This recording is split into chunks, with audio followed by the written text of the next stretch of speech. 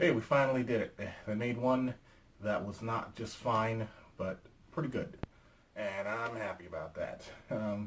Looks like we got the pretty boy story, or the handsome man story, and that's fine. Where there's a guy who only appears on very foggy nights, or maybe he's causing the fog himself. And he comes and people come out to him for help and says, "Hey, I need my fortune read," and the fog man will tell you all about it, or give you a very vague answer. And sometimes he'll give answers you like, and sometimes not so much. And in this one, we're following a guy whose buddies have been affected by the pretty boy's readings. Um, but the plot I actually don't care about. This is the first one that genuinely had some unnerving moments, which is new and interesting because so far it's been a little bit flat. Um, for the most part, this one was another fairly standard adaptation, but with one key difference in that the characters showed that classic Junji Ito dread. We haven't seen any of that. We've seen very little of it. We have not seen any of the Junji Ito super stressed out faces, and we finally got it. I was afraid it wasn't going to happen, but it did. Those very stylized, very highly detailed, very shaded faces, it finally happened. And I know I'm making a big deal about a relatively minor thing, but that's like if, I don't know, Akira Toriyama didn't draw like Super Saiyans. Like, what if there's a adaptation of Dragon Ball Z with no Super Saiyans? That wouldn't make any sense. That's the main thing you do. Like, there are other cool things in there, but you know that's the main one. These really stressed out faces.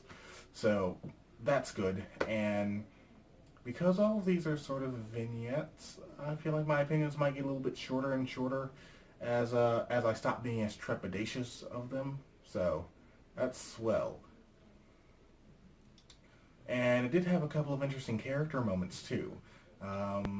There's nothing solid there, but it makes me feel a little bit comfortable that they're taking a lot of very small stories and very non-world ending ones, like the Hanging Bloom story, which I think we might get, but I'm not sure. Because this can sort of exist in one universe. Like, I can't really tell you that Hanging Balloons, Hellstar, and Uzumaki are all in the same place because the world always ends.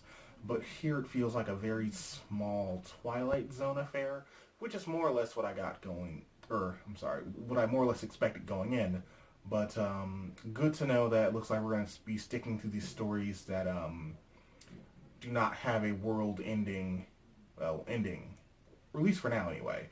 It lets me feel like this is one solid world where all of these things are happening, and these are just, various points in between there.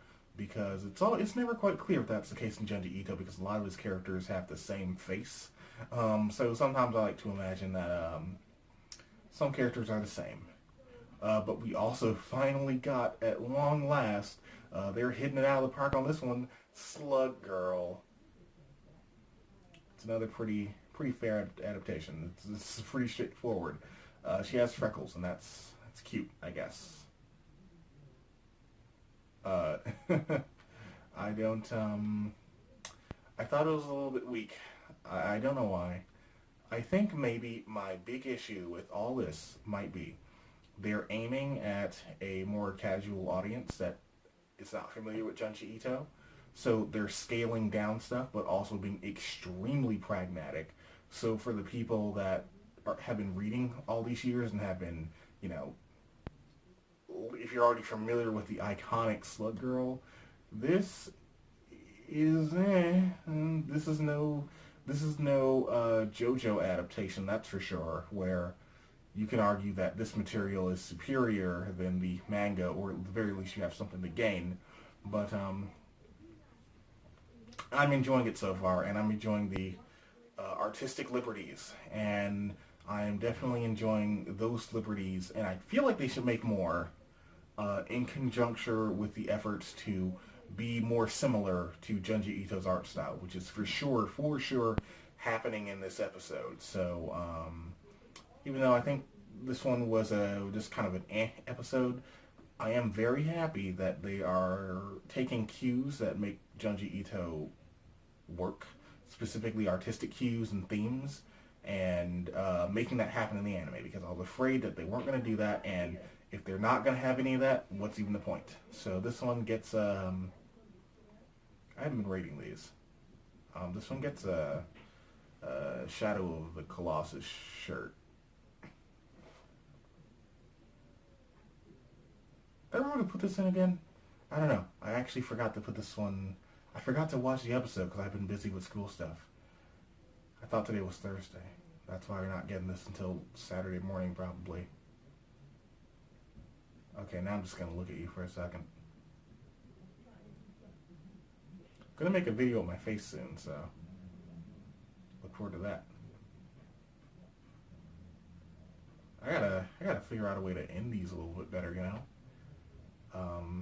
Wait, are you still here? Click on this shit. There it is. Click it. Go. Shoot. Beat it. Watch my stuff. Unless you don't like it, then I guess I should just stop making garbage content then.